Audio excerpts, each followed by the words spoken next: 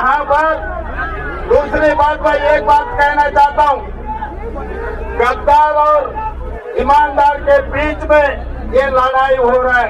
तो एक तरफ अशोक चौहान गद्दार है, उनको कांग्रेस पार्टी ने मुख्यमंत्री बनाया, उनके पिताजी को कांग्रेस पार्टी ने मुख्यमंत्री बनाया, मगर कांग्रेस पार्टी के बीच में वो चूरा भोग कर आज कांग्रेस पार्टी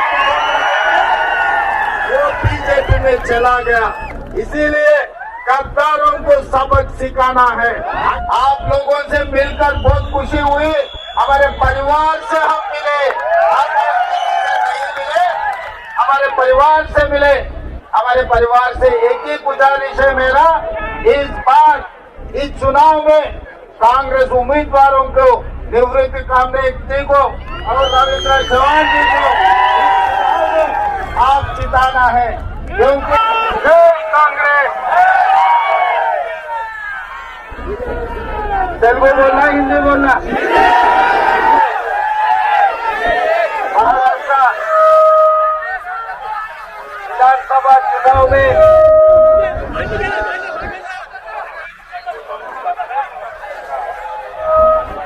ऐसा ही लोकसभा चुनाव में इस बार कांग्रेस पार्टी के उम्मीदवारों को नांदेड़ लोकसभा में रविंद्र चौहान और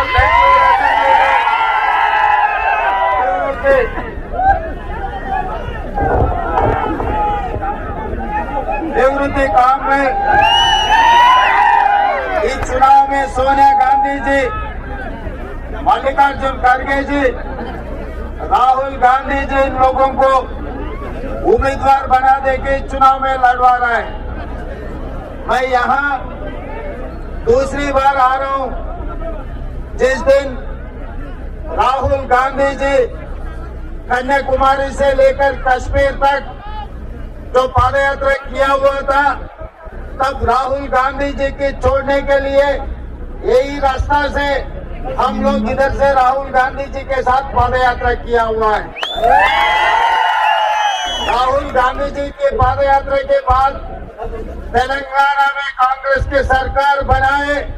आज तेलंगाना में जो कांग्रेस सरकार है, 6 गारंटी गरीब लोगों को दिया हुआ है। 6 गारंटी,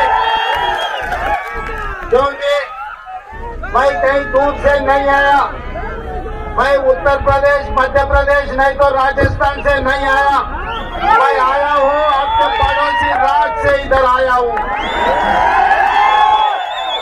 जब निजाम के सरकार थे, निजाम सरकार के बाद आजाद मिलने के बाद भी हम लोग एक थे। मैं आपके जुड़वा भाई हूँ, मैं कोई बाहर वाला नहीं हूँ। तो अपने को 3 हिस्सा में बांटे, एक हिस्सा महाराष्ट्र में दिए, दूसरी हिस्सा कर्नाटक में गए, तीसरी हिस्सा आज तेलंगाना में तेलंगाना राज्य बनकर है। इसीलिए आप लोगों से मिलकर बहुत खुशी हुई, हमारे परिवार से हम मिले, हमारे परिवार से मिले। हमारे परिवार से एक ही गुजारिश है मेरा, इस बार इस चुनाव में कांग्रेस उम्मीदवारों को, निवृत्ति कामरे जी को और रविंद्र चौहान जी को आप जिताना है, क्योंकि 6 गारंटी किसानों को तेलंगाना में 2 लाख रुपए कर्जा माफी किए। 25 दिन में हम लोग 18,000 करोड़ रुपए किसानों के खाता में डाला। आपका कोई रिश्तेदार रहा तो आप फोन करके पता कर ले सकता है। और दान के लिए 500 रुपए उत्तम जी आई है, उत्तम जी मंत्री है, उनके नेतृत्व में दान को 500 रुपए आज बोनस दे रहा है। एमएसपी के साथ साथ 500 रुपए बोनस दे रहा है। कम से कम 1 करोड़ किसानों को ये फायदा मिल रहा है। और महिलाओं को आरटीसी बस में माँ के घर पे जाना या नहीं तो मंदिर में दर्शन करना है तो किसी को महिलाओं को 1 पैसे का जरूरी नहीं है, क्योंकि बस में तेलंगाना राज्य में कोने कोने पे आप लोग मुफ्त में ट्रैवल कर सकते, बस चल सकता है, जहां मनमानी से उतर सकता है। और गरीब लोगों को भी 200 यूनिट बिजली मुफ्त में दे रहा है। ये सब सारे इसीलिए हो रहा है, कांग्रेस के सरकार बने। कांग्रेस सरकार बनने की वजह से गरीब लोगों के लिए भला मिल रहा है। इसीलिए आज इतने युवता और इतने महिलाओं ने इधर हाजिर हुए। इस बार इस असेंबली में और लोकसभा में, विधानसभा और लोकसभा, आप कांग्रेस पार्टी उम्मीदवारों को इस बार जिता दो। आप लोगों को ये 5 गारंटी मिलने वाले हैं।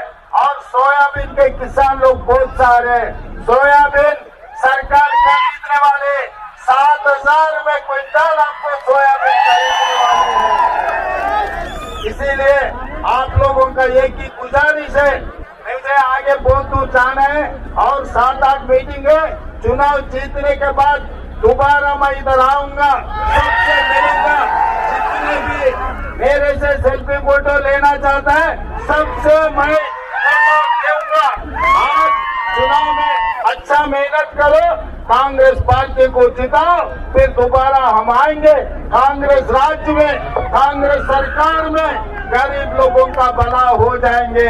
यहाँ पर दूसरी बात, मैं एक बात कहना चाहता हूँ, गद्दार और ईमानदार के बीच में ये लड़ाई हो रहा है। तो एक तरफ अशोक चव्हाण गद्दार है, उनको कांग्रेस पार्टी ने मुख्यमंत्री बनाया, उनके पिताजी को कांग्रेस पार्टी ने मुख्यमंत्री बनाया, मगर कांग्रेस पार्टी के बीच में वो चूरा भोग कर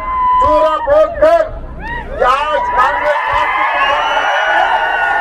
वो बीजेपी में चला गया। इसीलिए गद्दारों को सबक सिखाना है। अगर भारतीय जनता पार्टी जीतेंगे, संविधान को बदलने वाले हैं। अम्बेडकर साहब ने जो अपने लिए जो संविधान दिए, वो संविधान को बदलने के लिए वो लोग कोशिश कर रहे हैं। इसीलिए भाई अम्बेडकर एक से हमारे दलित भाइयों से एक ही गुजारिश है, बीजेपी को अगर वोट दिए, संविधान बदलने वाले हैं, आरक्षण रद्द करने वाले हैं। आप लोगों को संविधान रहना, आरक्षण मिलना है, तो ये सब लोग अम्बेडकर के ऊपर वादा कर